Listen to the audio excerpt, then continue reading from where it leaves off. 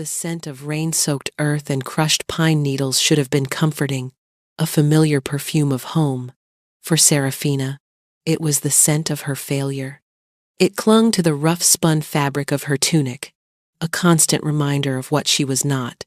She was an Omega of the Ashwood Pack, a title that was less a rank and more a brand seared into her soul. Small, slight, and wolfless, she was an aberration in a society that prized physical power above all else. Her pack valued the strength of a warrior's arm, the breadth of a beta's shoulders, and the fertile promise in a she-wolf's hips. Serafina possessed none of these. Her only notable trait was a peculiar sensitivity to the emotional sense of others, a useless, almost intrusive parlor trick in a world of claws and teeth. She could smell the simmering ambition in an alpha's sweat, the brittle fear behind a courtier's smile, and the deep, aching grief that clung to the widowed like a shroud. To her, it was not a gift. It was a curse that forced her to feel the world's pain without the power to heal any of it. Today, the air was thick with it. The annual pack conclave was in full swing, and the great hall buzzed with forced joviality and thinly veiled contempt. It was the day of pairings, where unmated wolves of age were presented. Her older sister, Cassia, stood near the alpha's dais, a vision in embroidered leather. Cassia was everything Serafina was not. Strong, confident, her inner wolf, a powerful presence that radiated from her like heat from a forge. Every male, from brawny enforcers to calculating betas, watched her with open admiration. Serafina huddled near the kitchens, the smell of roasting boar and spiced wine doing little to mask the stench of her own shame. She had been presented 2 years ago. The silence that had greeted her name was a wound that had never properly closed. No one had stepped forward. No one wanted a wolfless Omega, a barren twig on a mighty oak. Hiding again, little mouse? The voice was a venomous caress, dripping with the false sweetness her uncle favored. Lord Vorlag stepped out of the shadows, his own scent a cloying mix of aged parchment and bitter ambition. He was her father's brother, the pack's chief strategist, and the architect of her daily misery. Since her parents' death in a border skirmish, he had been her guardian, a role he performed with the enthusiasm of a wolf tending a sickly lamb he planned to devour later. "Uncle," she murmured, keeping her eyes fixed on the worn flagstones. To meet his gaze was to invite a lecture on her myriad deficiencies. "Your sister does the family proud," he said, his eyes sweeping over Cassia with proprietary satisfaction. "She will make a fine mate for Alpha Marcus's son, a strong alliance. Strength begets strength." He let the unspoken corollary hang in the air between them, "and weakness begets nothing." Serafina's hands clenched at her sides. She could smell the triumphant glee rolling off him, layered over the deep, perpetual rot of his jealousy. He had always coveted the alpha position his brother had held. Now, he sought to gain it through Cassia's politically advantageous match. "Look at you," he continued, his voice dropping to a conspiratorial whisper that was far more menacing than a shout. "A ghost at the feast. You have your mother's eyes, but none of her fire. What am I to do with you, Serafina? You offer no strength, no pups, no alliance. You are a drain on our resources, a stain on our name." Each word was a carefully aimed dart, and as always, they found their mark. She flinched, the familiar shame coiling in her gut. She had tried, goddess, she had tried. She had studied herb lore until her fingers were permanently stained green, hoping to be a healer, but without the regenerative spark of an inner wolf. Her poultices were merely competent, not magical, not enough. She had a resilience born of constant disappointment, a quiet strength that allowed her to endure. But in her world, endurance wasn't valued. It was merely the state of existence for the unimportant. Her ability to sense the truth of a person's heart was dismissed as fantasy, a girl's overwrought imagination. "I try to be useful, uncle," she whispered, the words tasting like ash. Vorlag let out a short, humorless laugh. "Being useful is not about trying, little mouse. It is about being. And you simply are not." He gestured dismissively towards the exit. "Go. Your presence sours the air. I will send for you later. We have things to discuss regarding your future. Or lack thereof." She fled without another word, his cruel laughter following her out into the damp courtyard. The cool night air was a balm on her hot cheeks. She leaned against the cold stone wall, drawing in a shaky breath. The world he described, the world that judged her so harshly, was the only one she knew. It was a world of rigid hierarchies, where an omega like her was less than nothing. She was a broken piece of a society obsessed with perfection, and soon, she knew, her uncle would simply discard her. The discussion he mentioned would not be a pleasant one. It would be a pronouncement of her final, useless fate. Sold off as a servant to a backwater pack, or perhaps simply cast out to fend for herself in the wildlands. The thought sent a tremor of pure terror through her. The summons came just after midnight. A grim-faced guard escorted her not to her own small chamber, but to Lord Vorlag's private study. The room was just like the man, suffocating, filled with dark wood, yellowed maps, and the dry, dusty scent of secrets. Vorlag was seated behind a massive oak desk, a single candle flame throwing his hawkish features into sharp, predatory relief. "Sit," he commanded, not looking up from the scroll he was reading. Seraphina perched on the edge of a stiff-backed chair, her spine rigid with dread. The air in the room was thick with a new scent from him, something sharp and dangerous she had never smelled before. It was the scent of a gamble, of a plan so audacious it bordered on madness. Finally, he rolled up the scroll and fixed his cold eyes on her. "I have found a use for you, Seraphina, a purpose, one that even a wolfless omega can fulfill." Hope, that treacherous, foolish thing, flickered faintly in her chest. A purpose? After years of being told she had none? "What is it?" "You are aware of the Shadow King," he began, his voice low and intense. It was not a question. Everyone was aware of King Alaric. He ruled the vast, mountainous kingdom to the north, a realm of crags and perpetual twilight, known as the Gloomfang Peaks. He was not a wolf shifter like them, but something older, primal, and terrifyingly powerful. Legend said he was a demon bound in flesh, a king of shadows and nightmares. He ruled with an iron fist, and no one from their lands who had ever crossed into his had returned. "He is a monster," Seraphina recited the common wisdom.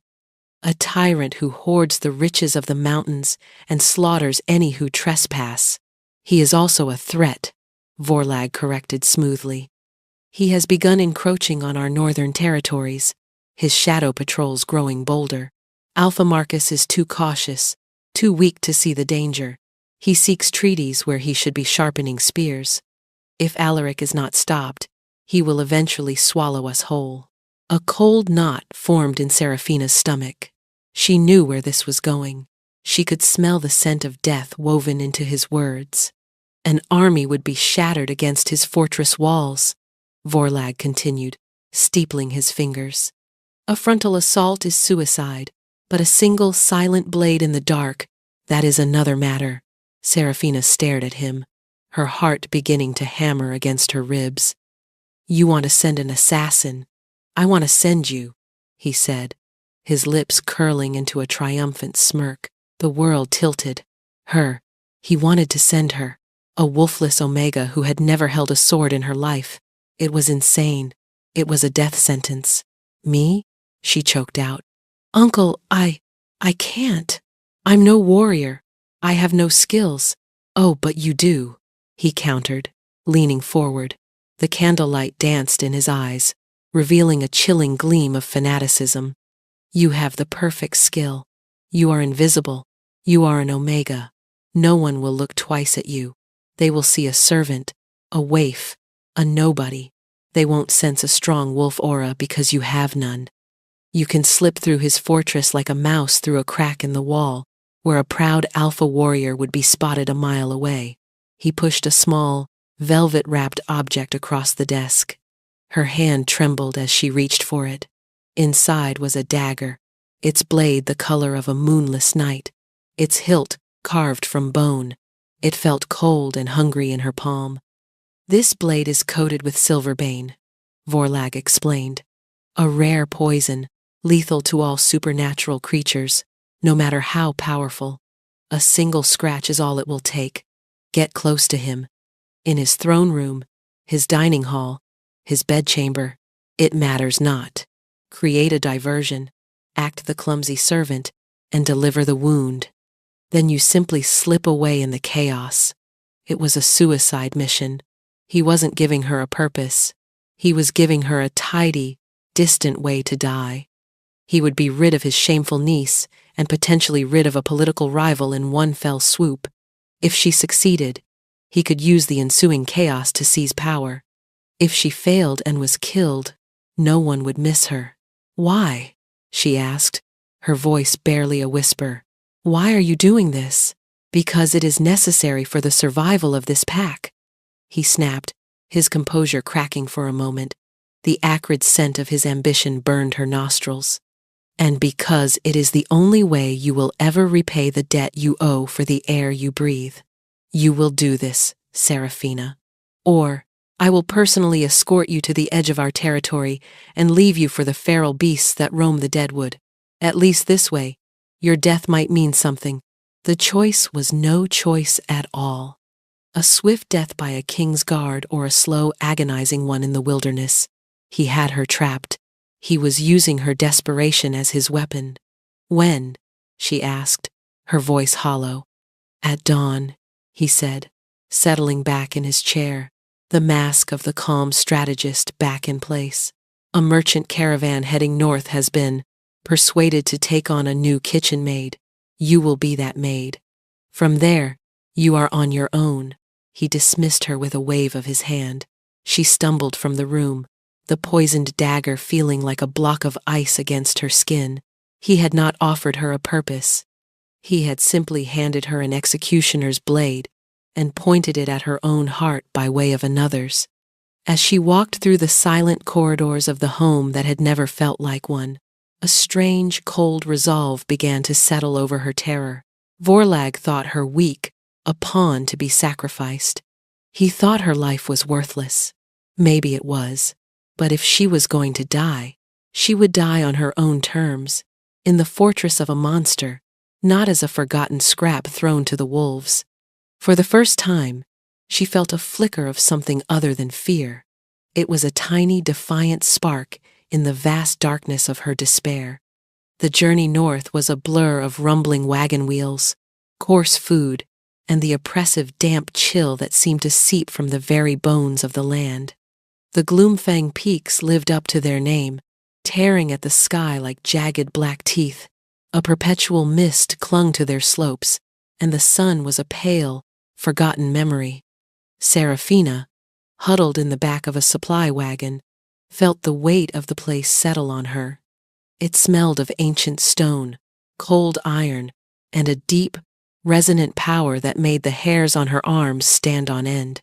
Getting into the Shadow King's fortress, the Onyx Citadel, was surprisingly easy, just as Vorlag had predicted.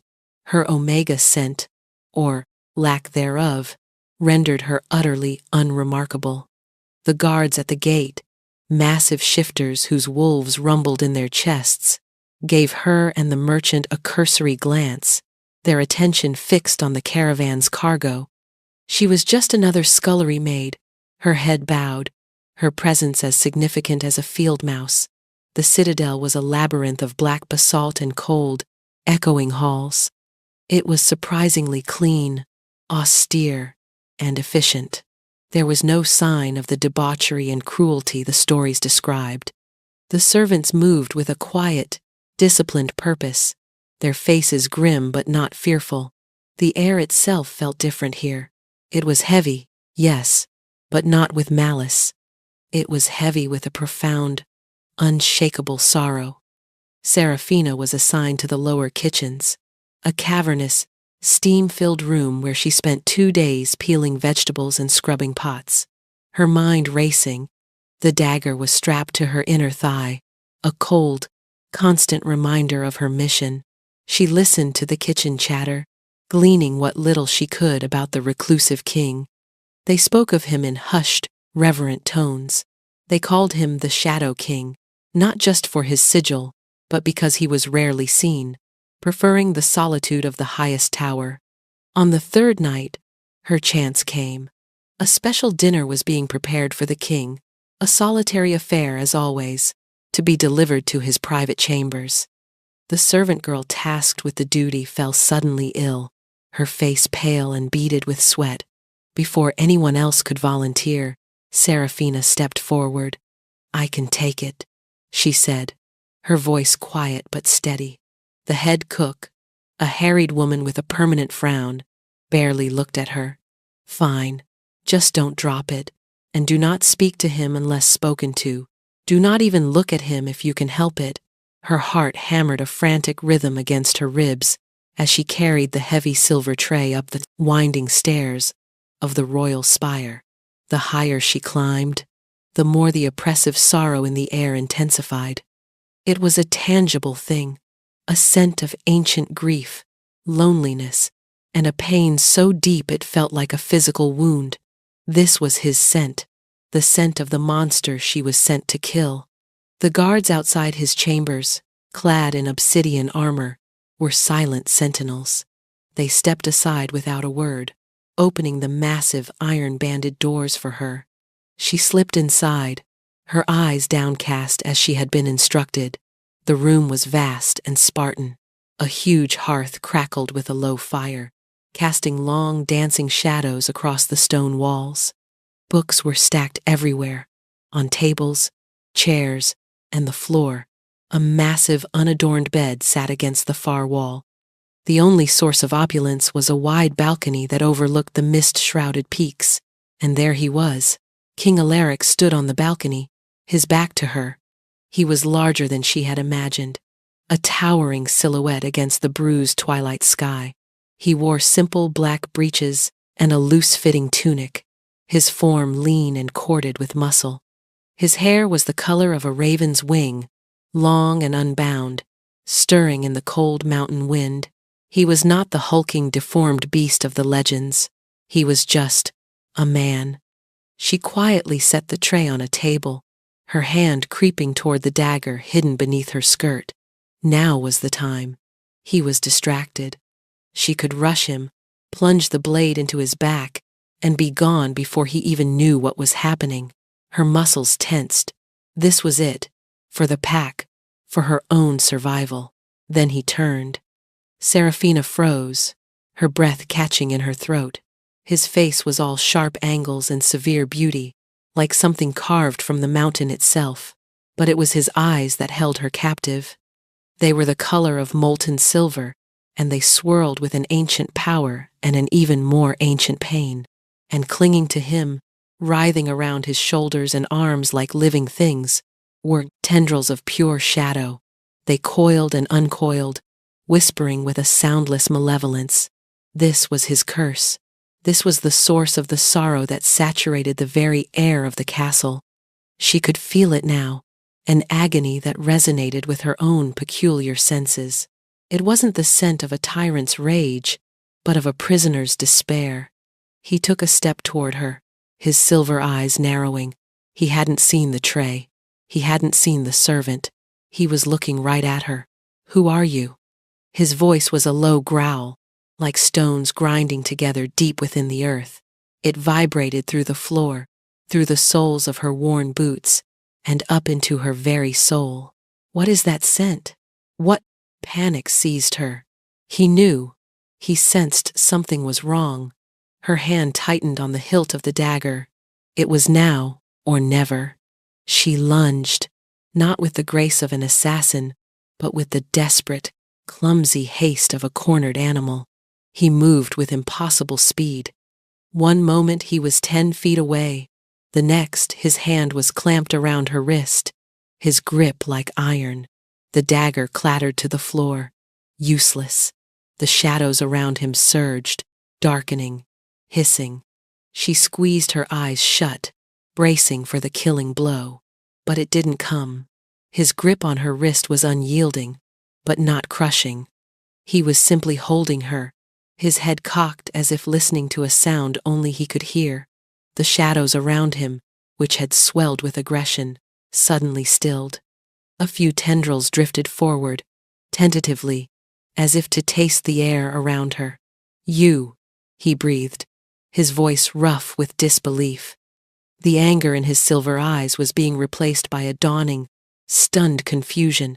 He lowered his head, his dark hair falling around his face, and inhaled deeply, his nose just inches from her throat.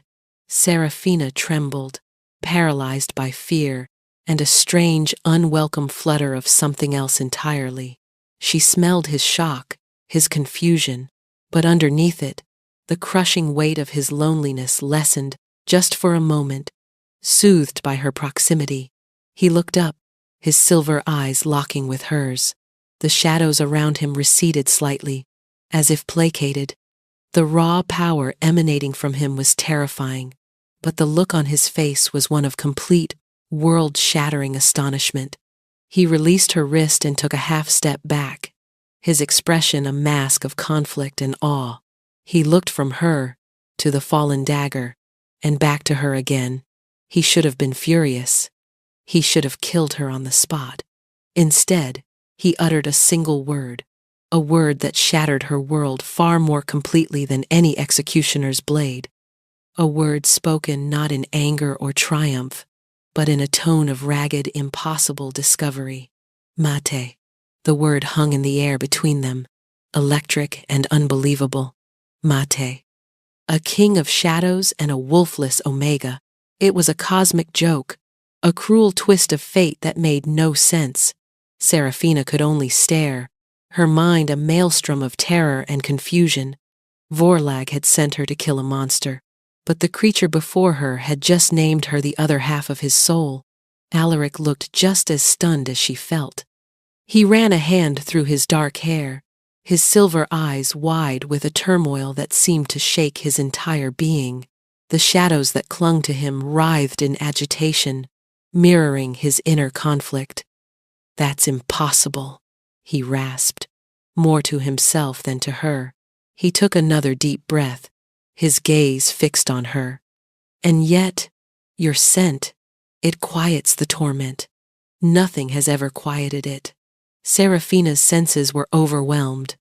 His raw, agonizing loneliness was still there, but now it was shot through with a thread of incredulous hope.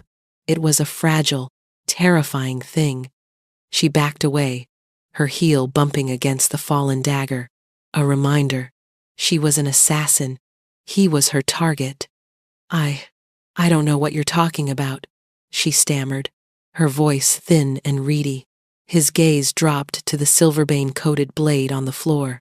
His eyes hardened, the brief flicker of hope extinguished and replaced by a cold, familiar weariness.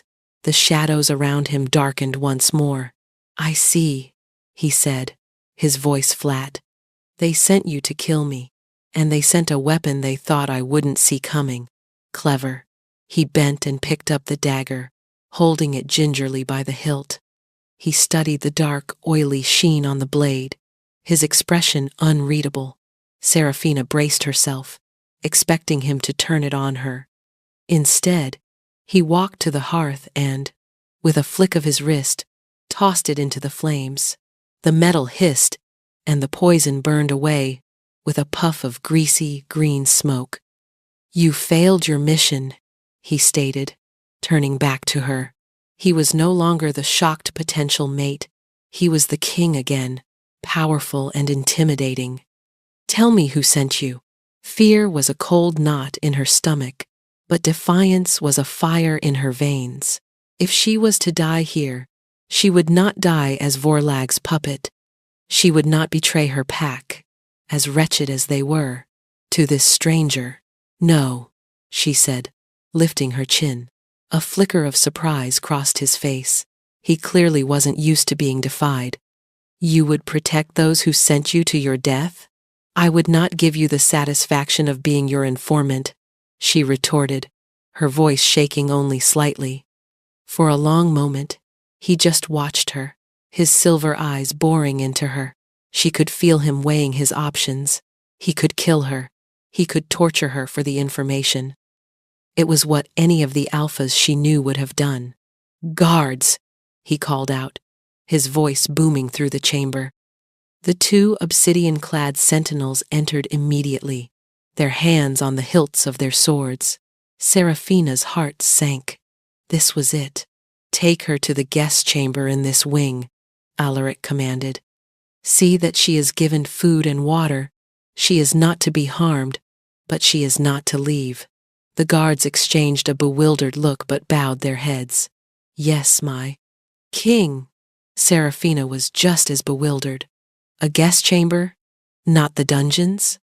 One of the guards took her arm gently, and she allowed herself to be led from the room, casting one last confused glance at the Shadow King. He was standing by the fire, staring into the flames, the living shadows coiling around him like restless serpents. The guest chamber was more luxurious than any room she had ever seen. A soft bed with fur blankets, a small fireplace already lit, and a window overlooking a sheer drop down the mountainside. It was a beautiful prison. She was trapped. For days, she remained there, a prisoner of the king's bizarre mercy. 3 times a day, a silent servant would bring her a tray of food, far better than anything she had ever eaten. But she saw no one else. She was left utterly alone with her thoughts. She replayed their encounter over and over. Mate. The word was a brand on her mind. The fates had a cruel sense of humor. And his curse, the shadows. She had felt their malevolence, but she had also felt his fight against them. He was not one with them. He was their jailer, and their prison was his own body. On the 4th night, the door opened. It was Alaric. He carried no weapons and had dismissed his guards. He simply stood in the doorway, the shadows around him seeming more subdued than before. You have not tried to escape, he observed. The fall from that window looks unpleasant, she replied, gesturing with her head. A hint of a smile touched his lips, a fleeting, startlingly handsome expression. You have spirit, he said, stepping into the room and closing the door behind him. Most would be screaming or begging by now. What do you want from me? She asked, her voice tight. I want to understand, he said, his voice low and serious. He kept a respectful distance, leaning against the far wall. The moment you entered my chambers, the whispers went silent for the first time in a century. The shadows, they calmed. Your presence is like a balm to this curse. He paused, his silver eyes searching her face. And you are an omega, but you do not carry the scent of submission. You smell of rain-drenched earth, of hidden strength, and of a loneliness that rivals my own. Her breath hitched. No one had ever seen her that way. They saw a wolfless failure. He saw her. Her unique scent sense, which she had always considered a useless affliction, suddenly felt like a bridge between them. She could feel the truth in his words. She could sense the deep, aching chasm of his isolation, and it was a mirror of her own. My pack. They see me as a burden, she admitted, the confession slipping out before she could stop it. Weak. Useless. They are fools, Alaric stated with absolute certainty. They value the braying of wolves but cannot recognize the strength of the mountain that stands in silence. He spoke of strength in a way she had never heard before, not as something of tooth and claw, but as something of endurance and spirit. A tentative, fragile connection began to form between them in the quiet of the room. He was the feared king, she the failed assassin, yet they were both prisoners, he of his curse, she of her birth. And somehow, in this strange confinement, they had found the one other person in the world who might just understand. The days that followed fell into a strange, new rhythm. Alaric began visiting her every evening. He would bring books from his library, or a map of the stars as seen from the highest peaks, or simply sit in the chair by her fire while he worked on royal decrees. The forced proximity was no longer a threat, but a tentative exploration. He never touched her, never pushed for more information about who sent her. Instead, he asked about her.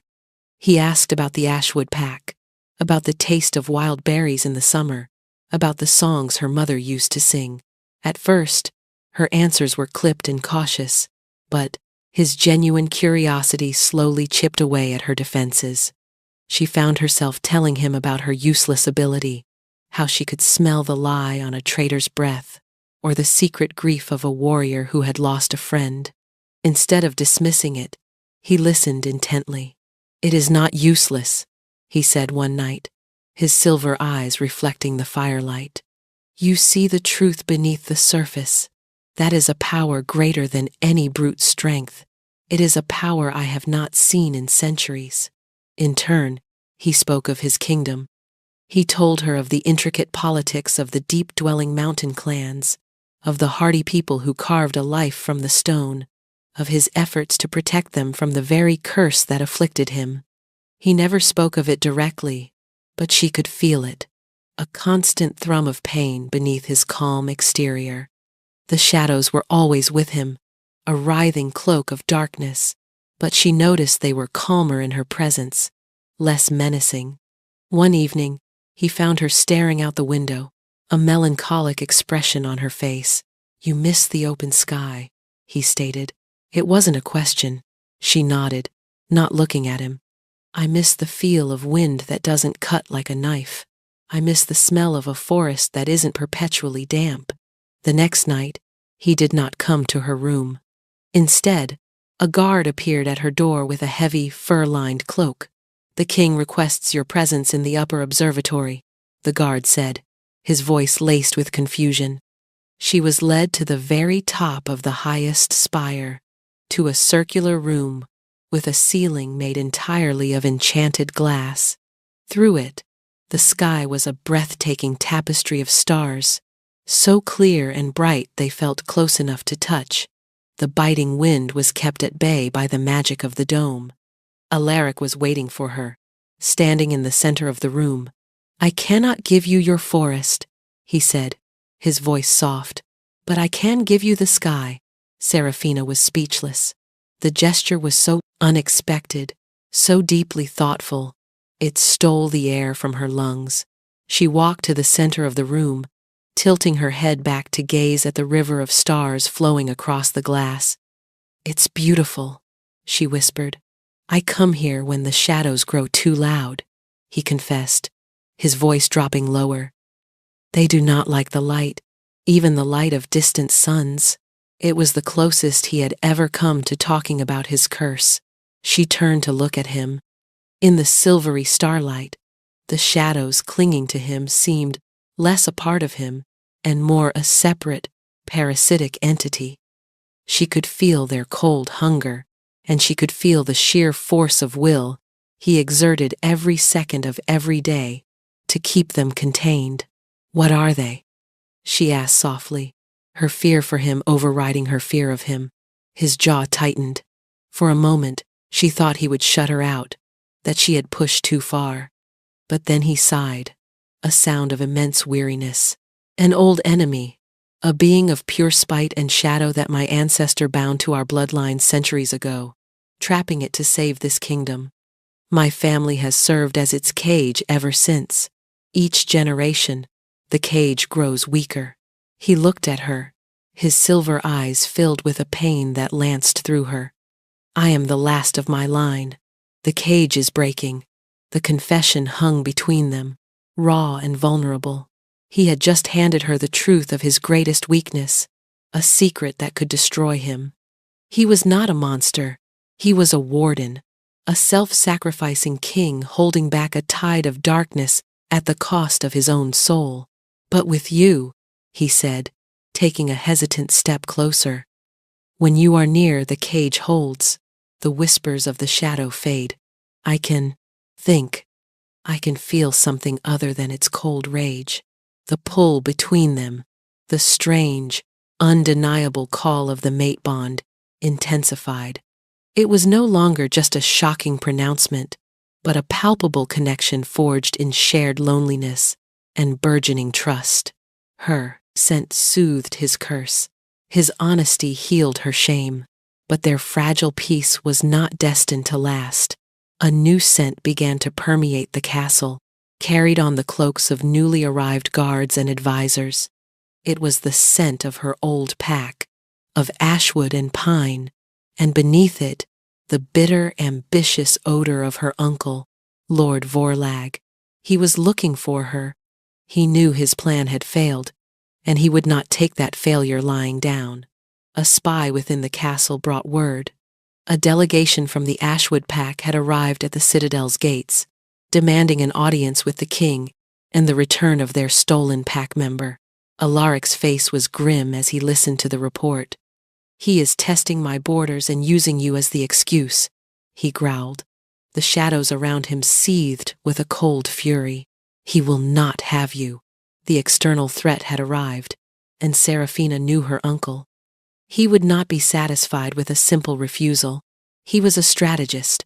This was merely his opening move in a much deadlier game.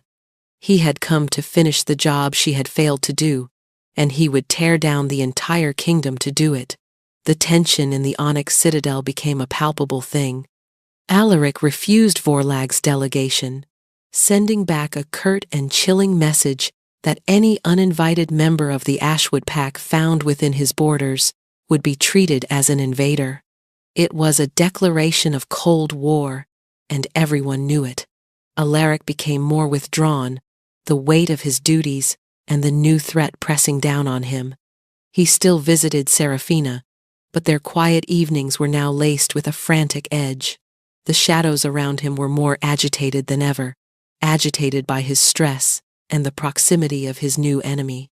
"He is planning something," Alaric said one night, pacing her chamber like a caged beast. "Vorlag is not the type to make an open challenge unless he believes he has an advantage. He is goading me." Seraphina could feel the truth of it. Her uncle was a creature of aims and hidden daggers. He would never choose a fair fight. She could smell his insidious influence even from afar, a poison seeping into the mountain air. The nights grew longer and colder. A storm settled over the peaks, an unnatural tempest of shrieking wind and black roiling clouds. The pressure in the atmosphere was immense, making Seraphina's head ache. It felt as if the mountain itself was holding its breath. "The storm feeds it," Alaric rasped. When he came to her chamber late one evening, he looked haggard, his face pale and drawn. The shadows around him were almost solid, obscuring his form in a churning vortex of darkness. "The curse. It grows stronger in the heart of the storm. The whispers are screaming," he stumbled, catching himself against the wall. A wave of agony washed off him, so potent that Seraphina cried out, clutching her head. It was a pain beyond physical description, the feeling of a soul being torn apart. "You should not be here," he grunted, forcing the words out through clenched teeth. "Leave. Go to the lower levels. It is not safe." "I'm not leaving you," she said, her voice trembling but firm. She moved toward him, her instincts screaming at her to run, but her heart refusing to obey. "Flee, you fool!" he roared, and his voice was no longer his own. It was a discordant chorus of whispers and growls, the voice of the shadow entity wearing his throat. He collapsed to his knees, his body convulsing. The transformation was horrific. It was not the clean, swift change of a werewolf. It was a violent, agonizing tearing of reality. His form elongated, his limbs twisting at unnatural angles. The shadows that clung to him poured into him, swelling his muscles, sharpening his features into a terrifying parody of a wolf, but with too many eyes and teeth made of solidified night. He was becoming a beast of pure shadow and rage, a creature from a nightmare. Seraphina was frozen with terror, but beneath the fear was a profound, aching pity. This was his secret. This was the monster he fought to contain every single day. She wasn't looking at a monster. She was looking at a good man losing the battle for his own soul. The beast rose to its full, towering height, its multifaceted eyes glowing with malevolent silver light. It let out a shriek that was the sound of tearing fabric and breaking bones, a sound that shook the very stones of the tower. It turned its terrible head and fixed its gaze on her. It saw her not as a threat, but as an anchor, the last remnant of the man it was consuming. It took a step toward her, a low, possessive growl rumbling in its chest. Her mind screamed at her to run, to save herself, but she thought of his kindness, of the starlit sky he had shown her, of the way he had called her strong when everyone else had called her weak. She could not abandon him to this. "Alaric," she whispered, her voice shaking. "Alaric, I am here." She held out her hand. It was the most foolish, most courageous thing she had ever done. The shadow beast paused, its head tilting. A flicker of confusion crossed its monstrous face. It could smell her. It could smell the strange, soothing scent that quieted the eternal storm inside it. It took another step, then another, until it loomed over her. It lowered its massive head, the air chilling as it drew near. It let out a soft, questioning rumble and nudged her outstretched hand with its snout, which felt like touching cold, shifting smoke. Summoning every ounce of her courage, Seraphina reached out with her other hand and placed it on the side of its face. The creature flinched, but did not pull away. She focused, pushing past her terror, and tapped into her unique ability. She didn't just smell his emotions, she projected her own. She poured all her feelings of safety, of trust, of acceptance down the fragile bridge of their bond. She sent him the image of the observatory, the scent of the rain-soaked earth he had said she carried, the feeling of his relief when the whispers went silent. A shudder went through the beast's massive frame. A flicker of recognition of Alaric's recognition flashed in those terrible eyes. The monstrous form seemed to waver, the shadows losing their cohesion for a moment. Then, from the depths of that monstrous throat, a single word emerged. It was a tortured, guttural sound, a roar and a plea and a revelation all in one. It was the last, desperate cry of the man being consumed by the darkness. "Mate," the word echoed through the chamber, filled with a desperate possessive agony. It was a claim made from the brink of oblivion, and in that moment, Seraphina knew she would rather die by his hand than leave him to face this alone. The wolfless Omega stood before the shadow beast, her hand on its cheek, and did not run. She had found her purpose, not as an assassin, but as an anchor in the storm. The storm outside raged in symphony with the battle inside the king's chamber. The shadow beast, momentarily pacified by her touch and the recognition of their bond, was still a creature of immense, volatile power. A low growl still rumbled in its chest, a constant war between the entity's rage and Alaric's desperate hold on control. Suddenly, a thunderous crash echoed from the lower levels of the citadel, shaking the tower to its foundations. It was not the sound of the storm, it was the sound of a gate being breached. The beast's head snapped up, its silver eyes glowing with renewed fury. It could sense the invaders, the violation of its sanctum. The fragile peace was shattered. Shouts and the clang of steel on steel drifted up the stairwell. Seraphina's blood ran cold. She recognized the war cries. It was the Ashwood Pack. It was Vorlag. He had used the cover of the storm, perhaps even augmented it with some dark ritual, to launch his attack. He had known this would be Alaric's moment of greatest weakness. The chamber door burst, open, not with the force of an attack, but swinging wide to admit a triumphant Lord Vorlag. He was flanked by two of his most brutal enforcers, their faces grim masks of determination. Vorlag's eyes, however, were wide with manic glee as he took in the scene. "Behold!" he cried, his voice ringing with theatrical triumph. He wasn't speaking to them, but to the crowd of Alaric's own courtiers and guards who had followed him up the stairs, their faces a mixture of horror and confusion. "The great and terrible Shadow King. I told you he was a monster, a blight upon this land. He is not your protector. He is a beast that should be put down." Vorlag had not come just to kill a king. He had come to obliterate a legacy, to expose Alaric's secret, and turn his own people against him. The scent of his smug, venomous ambition was so strong it was nauseating. Alaric's people stared, frozen in shock at the sight of their king's cursed form.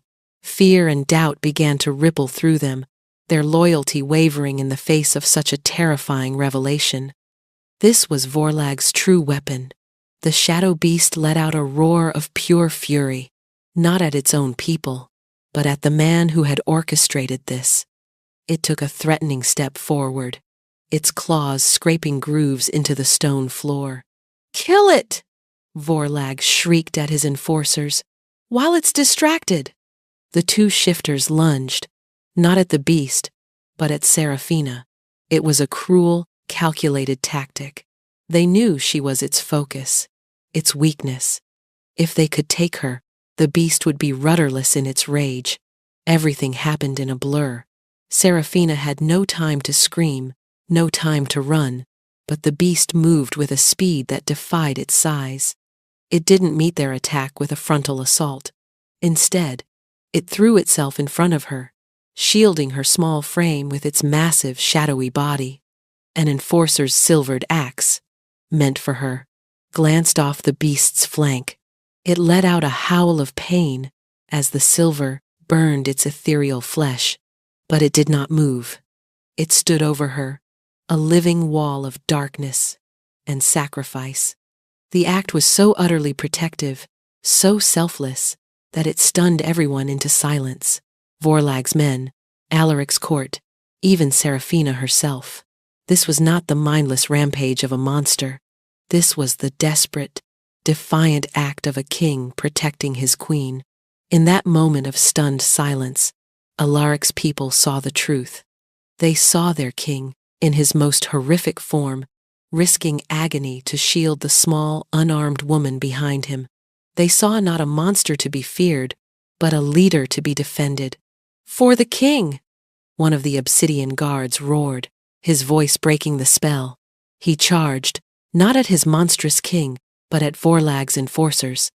The rest of the Citadel Guard followed suit, their loyalty ignited by their king's sacrifice. The chamber erupted into a vicious melee. Vorlag, seeing his plan to turn the court failing, snarled in frustration. His eyes fell on Seraphina, huddled under the protective shadow of the beast. "You," he spat. "This is all your fault, you useless little whelp. If I can't have the throne, I will at least have the satisfaction of finishing what you started." He drew a dagger atwin to the one he had given her, its blade coated in the same green-black poison, and darted through the fighting. His eyes locked on her. The beast that was Alaric roared, trying to turn, but it was slow, wounded by the silver axe. It could not move in time. Vorlag was going to reach her. Seraphina looked at the man she loved, the king who had become a monster to save her. She saw the desperation in his burning eyes. He had shielded her with his body. Now, she had to shield him with her spirit. There was no time for thought, only for instinct. As Vorlag lunged, a desperate, primal power surged through Seraphina. It was not the strength of a wolf, but something uniquely her own, her so-called useless ability, the power to sense and influence the emotional scent of the world, flared into a brilliant, defiant inferno. She stood her ground, meeting Vorlag's murderous gaze.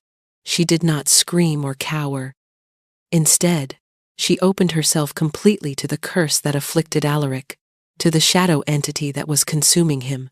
She had been a balm to it, a soothing presence.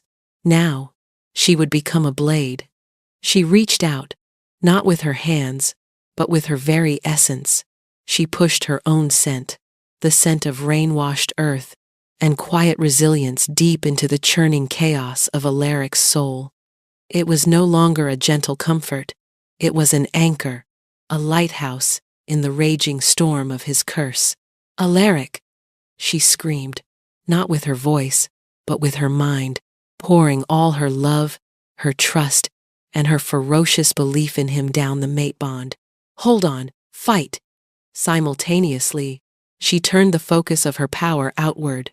She drew in the tangible, suffocating ambition of her uncle, the scent of his greed and his cruelty. And for the first time in her life, she didn't just endure it, she weaponized it. She projected that vile essence directly at the shadow entity.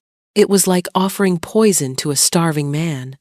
The entity, a being of pure negative emotion, was drawn to the potent, delicious hatred emanating from Vorlag. It hesitated, its focus shifting for a barest fraction of a second from consuming Alaric to tasting this new, potent source of darkness. That fraction of a second was all Alaric needed. Feeling the momentary reprieve, feeling Seraphina's strength flooding his soul, the man within the beast fought back. A human groan of effort tore through the monstrous howl. The shadowy form flickered violently. Alaric was reasserting control, using the wedge she had created to drive the entity back. Vorlag, momentarily confused by the shift in the creature's attention, faltered in his stride. He was just feet from her, his poisoned dagger raised. Seraphina knew she had one last thing to do. An entity was tethered to Alaric's bloodline, an ancient, magical chain. She couldn't break it, but maybe she could offer it a new anchor. "Take me instead," she projected, a silent, selfless plea aimed at the heart of the shadow. "His soul is strong, mine is quiet. Take me." It was a desperate, foolish gamble, offering her own soul as a sacrifice. The shadow entity recoiled, as if struck. It was a creature of spite and domination. It fed on pain and despair. The scent of her selfless offer, of pure, unadulterated love and sacrifice, was anathema to it. It was like dousing a fire with pure water. It could not consume it. It could not understand it. And the purity of the emotion burned it more than any silver blade ever could. The entity shrieked, a sound of pure agony, and pulled away from Alaric's soul, recoiling from the searing light of Seraphina's sacrifice. The ancient bond, the chain that had held his family for generations, stretched taut, and then, under the pressure of a power it was never designed to withstand, it shattered. The shadows exploded outward from Alaric's body in a silent, violent wave, throwing everyone in the room off their feet. The monstrous form collapsed, shrinking, the darkness evaporating like mist in the morning sun. In its place, Alaric lay on the floor, gasping, his human form restored, pale and shaking but blessedly whole. The air in the room was suddenly clean, the centuries-old pressure of the curse utterly gone. He was free. Seraphina fell to her knees, the effort of what she had done draining every ounce of her strength. Vorlag stared, his face a mask of disbelief and rage. His prize, his leverage, his monster, was gone. All that was left was the man he had tried to destroy, and the wolfless Omega who had somehow, impossibly, saved him. With a final, desperate snarl, he turned his rage on the true source of his failure. He raised his dagger to strike the exhausted Seraphina. He never reached her. A black-gloved hand shot out and caught his wrist in a grip of iron. Alaric was on his feet, his eyes no longer the shifting silver of his curse, but a clear, steady gray. They burned with a cold, absolute fury. "You," Alaric said, his voice quiet, but carrying more power than any monstrous roar. "Threatened my mate." With a single brutal twist, he disarmed Vorlag, the poisoned dagger skittering across the floor. He hauled the sputtering lord to his feet. The fighting in the room had stopped. Alaric's guards had subdued Vorlag's men. All eyes were on the king and his vanquished foe. "For your treason against this crown and your crimes against the one I hold above it," Alaric pronounced, his voice ringing with royal authority. "You are sentenced to the black cells until your ambition rots along with your bones." He shoved Vorlag into the waiting arms of his guards, who dragged the screaming, defeated lord away. The nightmare was over. Alaric turned, his eyes finding Seraphina. He crossed the room in 3 long strides and knelt before her, his expression a mixture of awe, relief, and a love so profound it made her breath catch. He gently cupped her face in his hands, his thumbs stroking her cheeks. "You saved me," he whispered, his voice thick with emotion. "You saved my soul. You saved me first," she whispered back, tears of exhaustion and joy blurring her vision. In front of his entire court, the Shadow King, now just a man, leaned down and kissed her. It was not a kiss of passion, but of reverence, a kiss of promises kept, and a new world dawning.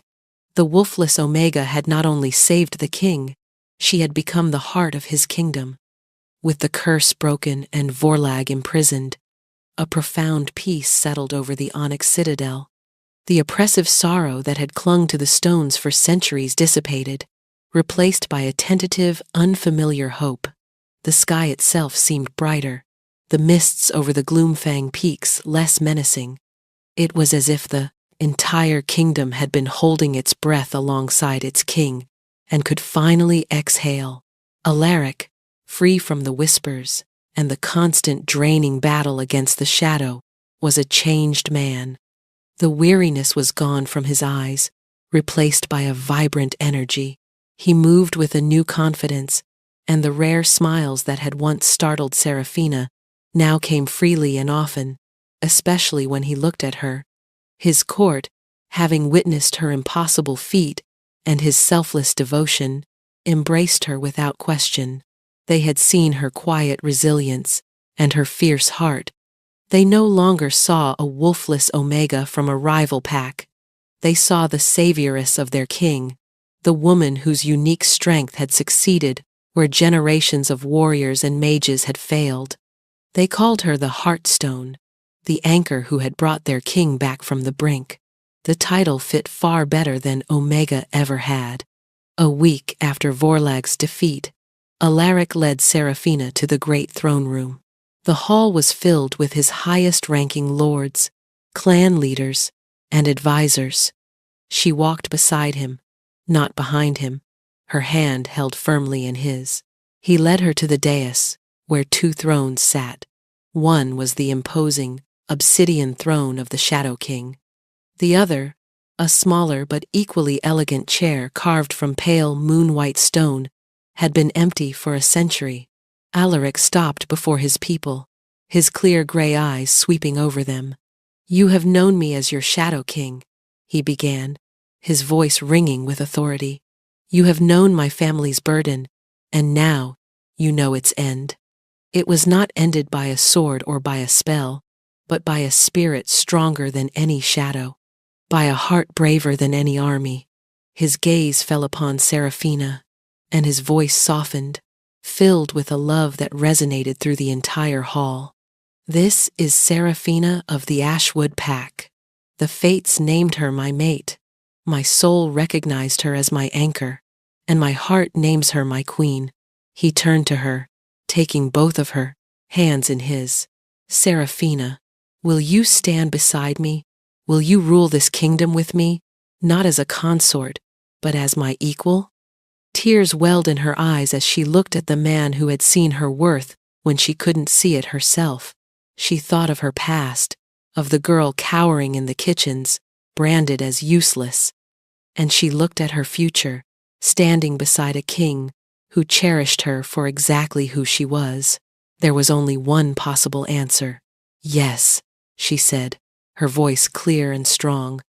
"Always." A roar of approval erupted from the assembled court.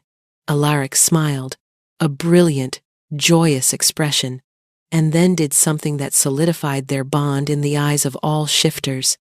He leaned forward and gently, reverently, bit the juncture of her neck and shoulder.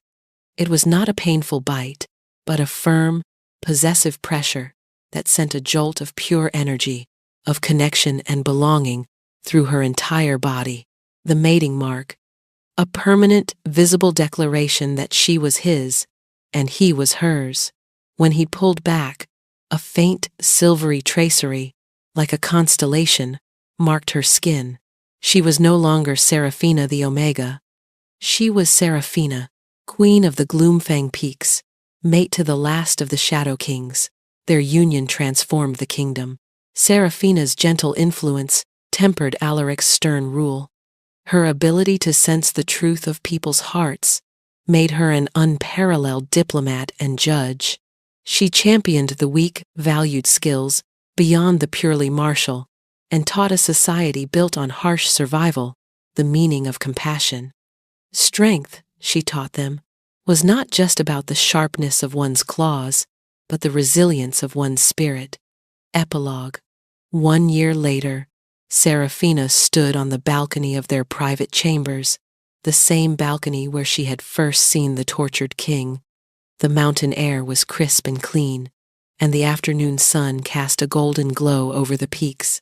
The mists were gone for good. Strong arms wrapped around her from behind, and she leaned back into the familiar warmth of Alaric's chest. He rested his chin on her shoulder, his hand coming to rest protectively over her gently swelling belly. "What are you thinking about?" he murmured into her hair. "About the girl who came here to kill a monster," she confessed, a small smile playing on her lips. She was so frightened, and so very lost. And that monster is eternally grateful that she failed so spectacularly. He chuckled, his voice a low, happy rumble. He pressed a soft kiss to her mating mark, the silvery lines a familiar comfort against his lips. "She was never lost, my love. She was just waiting for the path to find her." News had come months ago from the Ashwood Pack. After Vorlag's treason was revealed, Alpha Marcus had been forced to re-examine his own counsel. Seraphina's sister Cassia had stepped up, her own inner strength finally shining through, and was now a respected advisor, helping to forge a new, lasting peace between their two peoples. They were no longer enemies, but allies, their kingdoms thriving. Below them in the courtyard, the children of the citadel played. The laughter of wolf-shifters, mountain folk, and even a few stoic deep-dwellers mingled in the air. It was a sound of unity, a sound of the new world they were building together. "The healers say it will be a son," Alaric said softly, his hand stroking her stomach. "A prince with his mother's heart and, hopefully, his father's tolerance for paperwork." Seraphina laughed, turning in his arms to face him. "He will have the best of both of us," she said, rising on her toes to kiss him. The wolfless Omega, once rejected and despised, had found her home. The cursed king, once isolated and feared, had found his heart. Together, they had not only saved each other, but had healed a kingdom, proving that the greatest strength is not the power to destroy, but the courage to love, and the magic found in being truly, completely seen.